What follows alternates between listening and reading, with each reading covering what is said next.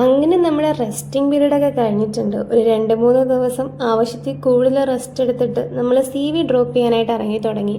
ഇവിടെ വരുമ്പോൾ ലക്ഷ്യം എന്ന് പറഞ്ഞാൽ എന്താണെന്ന് അറിയാലോ. അപ്പോൾ അതിന് നമ്മളിനി എത്ര തളർന്നിരിക്കണം എന്ന് പറഞ്ഞാലും റൂമിൽ കയറി ഇരുന്നിട്ട് ഒരു കാര്യവുമില്ല. പക്ഷെ പുറത്തോട്ട് ഇറങ്ങുന്ന കാര്യത്തെപ്പറ്റി ചിന്തിക്കാൻ പോലും വയ്യാത്തത്ര അവസ്ഥയാണ് ഇപ്പോൾ ഇവിടെ. ചൂടെന്ന് പറഞ്ഞാൽ അമ്മാതിരി ചൂട്. പക്ഷേ എവിടെ നിന്നാലും ടാക്സി കിട്ടും എന്നുള്ളത് കൊണ്ട് കയ്യിൽ പൈസ ഉണ്ടെന്നുണ്ടെങ്കിൽ നമുക്ക് എവിടെ വേണമെങ്കിലും പോവാം. അങ്ങനെ രണ്ടും കൽപ്പിച്ച് CV ഡ്രോപ്പ് ചെയ്യാനായിട്ട് ഇറങ്ങിയിട്ടുണ്ട്. ഒരു പറ്റം CVയും കയ്യിലെടുത്ത് കാണുന്നിടത്തൊക്കെ CV ഡ്രോപ്പ് ചെയ്യാന്നുള്ളൊരൊറ്റ ലക്ഷ്യത്തോടു കൂടിയിട്ടാണ് ഇറങ്ങിയത്. അങ്ങനെ ആദ്യമായിട്ട് പുറത്തേക്ക് ഇങ്ങനെ ഇറങ്ങണത് കൊണ്ട് തന്നെ ഒരുപാട് കാര്യങ്ങൾ എനിക്ക് കാണാനുണ്ടായിരുന്നു. ഓരോ സ്ഥലവും ഓരോ കഥ പറയണ പോലെ, ചില സ്ഥലങ്ങളിൽ ഭയങ്കര സിറ്റി പോലെ, ചില സ്ഥലങ്ങളിൽ നല്ല പച്ചപ്പ് പർവ്വതാനി, ആ ഒരു സെറ്റപ്പൊക്കെ ആയിരുന്നു. അങ്ങനെ കണ്ട ഓരോ കാര്യങ്ങളും ഇങ്ങനെ ക്യാമറയിൽ ഒപ്പിയെടുക്കണം എന്നൊക്കെ ഉണ്ട്. പക്ഷേ എന്നാലും ലൊക്കേഷൻ എത്തിയോ ഇങ്ങനെ നോക്കി പോകുന്നത് കാരണം എനിക്ക് എല്ലാം നല്ലതുപോലെ ആസ്വദിക്കാൻ പോലും പറ്റിയില്ല. മാമനൊക്കെ നല്ല പ്രോ ഡ്രൈവറാണ്. സിഗ്നലിൽ കിടക്കുമ്പോൾ പോലും മാമൻ ഫേസ്ബുക്കിലാണ്. സിഗ്നൽ വീഴുന്നതൊക്കെ നോക്കാണ്ട് തന്നെ എങ്ങനെയാണാവോ അറിയുന്നത്. നമ്മളിവിടെ ആദ്യമായിട്ടാണെന്നോ നമുക്കിവിടുത്തെ കാര്യങ്ങളൊന്നും അറിയില്ല എന്നോ ഒരിക്കലും ആർക്കും മനസ്സിലാവാൻ പാടില്ല. അമ്മാതിരി ആറ്റിറ്റ്യൂഡ് ഇട്ട് വേണം നമ്മൾ ഓരോ കാര്യങ്ങൾ ചെയ്യാൻ വേണ്ടിയിട്ട്. എൻ്റെ മുഖം കണ്ട ആർക്കെങ്കിലും മനസ്സിലാവുന്നുണ്ടോ? എൻ്റെ ഉള്ളിൽ ഇത്രയും പേടിയുണ്ട്, എങ്ങോട്ടാണ് പോകേണ്ടത്, എന്താ ചെയ്യേണ്ടതെന്ന് അറിയാൻ വയ്യാണ്ടാണ് ഞാൻ ഇരിക്കണേന്ന്.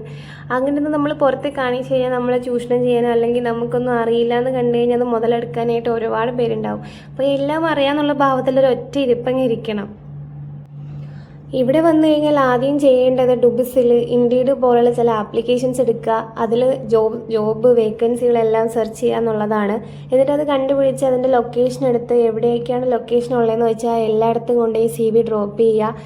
ഇത് തന്നെയായിരുന്നു എൻ്റെ ലക്ഷ്യം. വന്ന് 2 ദിവസം റെസ്റ്റിന് ശേഷം ഞാനും ഇതൊക്കെ തന്നെയാണ്, എല്ലാവരെയും പോലെ ഞാനും ഇതൊക്കെ തന്നെയാണ് ചെയ്തത്. അങ്ങനെ നമ്മുടെ ലക്ഷ്യസ്ഥാനങ്ങൾ ഓരോന്നായിട്ട് എത്തി തുടങ്ങി. സ്കൂളിലും പിന്നെ മെയിനായിട്ട് സെയിൽസിലുമാണ് ഞാൻ നോക്കിക്കൊണ്ടിരുന്നത്.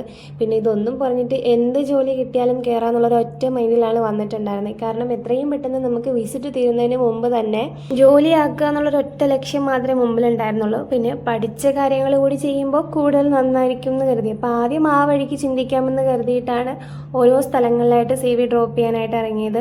രാത്രിയെന്നോ പകലെന്നോ ഇല്ലാതെ ഏത് സ്ഥലമെന്നില്ലാണ്ട് വെറുതെ അലഞ്ഞു തിരിഞ്ഞ് നടന്ന് CV ഡ്രോപ്പ് ചെയ്യലായിരുന്നു ആദ്യത്തെ കുറച്ച് ദിവസത്തെ പരിപാടി. പിന്നെ ഒരുപാട് പേര് ഒരുപാട് ഹെൽപ്പ് ചെയ്തു കേട്ടോ. വേക്കൻസികൾ പറഞ്ഞിട്ടും പിന്നെ നമുക്ക് വേണ്ട ഓരോ സഹായങ്ങൾ പല സ്ഥലത്തു നിന്നായിട്ട് എനിക്ക് കിട്ടിയിട്ടുണ്ടായിരുന്നു. ആരുമില്ലാത്തവർക്ക് ദൈവം ഉണ്ടാവും എന്ന് പറയണ പോലെ ഞാനിവിടെ വന്നതിന് ശേഷം എൻ്റെ ലൈഫിൽ സംഭവിച്ചുകൊണ്ടിരിക്കുന്നതെല്ലാം അത്ഭുതങ്ങളാണ്. ഇതൊക്കെ എങ്ങനെ സംഭവിക്കുന്നു എന്ന് പോലും എനിക്കറിയില്ല. പക്ഷേ എന്തോ സമയം നന്നായെന്ന് ഞാൻ പ്രതീക്ഷിക്കുന്നു. ഇത് കണ്ടോ, ക്ലോത്ത് കൊണ്ടുവന്ന് ഡംപ് ചെയ്യേണ്ട സ്ഥലമാണ്. നമുക്ക് വേണ്ടാന്ന് കരുതിയിട്ട് നമ്മൾ കളയണ്ട, അതെല്ലാം അവർ റീയൂസ് ചെയ്തെടുത്തോളും. അങ്ങനെ ഓരോ തവണയും ഓരോ സ്ഥലങ്ങളിൽ കയറി ഇറങ്ങി എൻ്റെ ഓരോ ലക്ഷ്യസ്ഥാനങ്ങൾ കാണാൻ തുടങ്ങിയിട്ടുണ്ട്. ഓരോ സ്ഥലത്തും നല്ലപോലെ വിയർക്കുന്നുണ്ടായിരുന്നു. ചില സ്ഥലങ്ങളിൽ മുമ്പോട്ട് കയറി പോകാൻ പോലും പറ്റുന്നുണ്ടായിരുന്നില്ല, കാരണം അകത്തോട്ട് പോലും കയറ്റി വിടുന്നുണ്ടായിരുന്നില്ല. ചില സ്ഥലങ്ങളിൽ നമ്മുടെ ഗേറ്റിൻ്റെ അവിടെ മാത്രം CV മേടിച്ച് വെച്ചു. ചില സ്ഥലങ്ങളിൽ മാത്രമാണ് നമുക്ക് അകത്തോട്ട് കയറി ഓഫീസിലെങ്കിലും കയറി CV കൊടുക്കാൻ തന്നെ പറ്റിയത്. ഒരുപാട് റിജക്ഷൻസ് ഉണ്ടായി, പറയാണ്ട് വയ്യ. പ്രതീക്ഷിച്ചതിലും അധികം റിജക്ഷൻസ് ഉണ്ടായി. അവിടെ നിന്നൊക്കെ കോൾ വരുമോ, ഇൻ്റർവ്യൂ കോൾ കിട്ടുമോ എന്ന് പോലും എനിക്ക് അറിയുന്നുണ്ടായിരുന്നില്ല. കാരണം പലപ്പോഴും അകത്തോട്ട് പോലും നമുക്ക് പ്രവേശനം ലഭിച്ചിട്ടുണ്ടായിരുന്നില്ല. എന്നാലും നമ്മൾ തളരാൻ പാടില്ല, അടുത്ത സ്ഥലങ്ങളിൽ കൊണ്ടുപോകണം.